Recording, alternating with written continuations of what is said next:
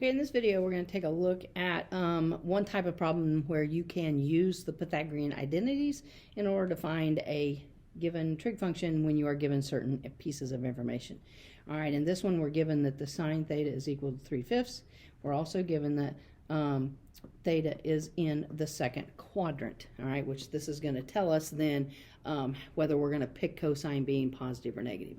We're going to find then ultimately cosine. So I'm going to start with the Pythagorean identity that has sine and cosine in it. So that's going to be sine squared theta plus cosine squared theta equals 1. So you either have that memorized or you get that from your reference chart. Okay, now they've given me sine theta. This right here is sine squared.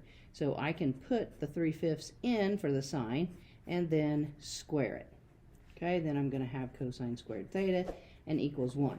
All right, now technically at this point I just have an equation and I can solve all the way down for cosine theta. So real quick, let's do that. Here we're going to have like a 9 over a 25, just squaring the top number, squaring the bottom number.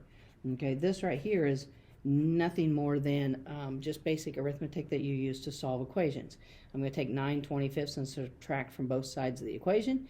All right, if you need to use a calculator to do that, you can, but straightforward here, making this a 25 over 25, then we can easily see it's going to be a 16 over 25.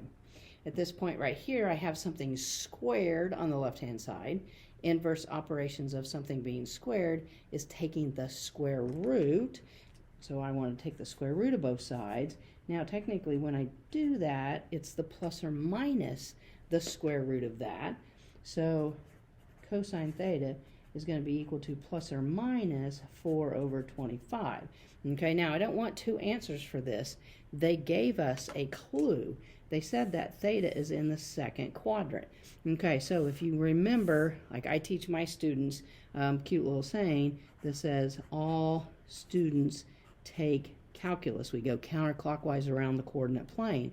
All right, this says that all the trig functions are positive in this quadrant.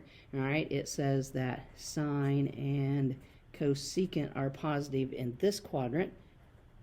Tangent and cotangent in this quadrant are positive, and cosine and then secant are positive in this one.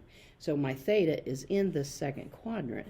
All right, well, the only two things that are positive in the second quadrant are sine and cosecant.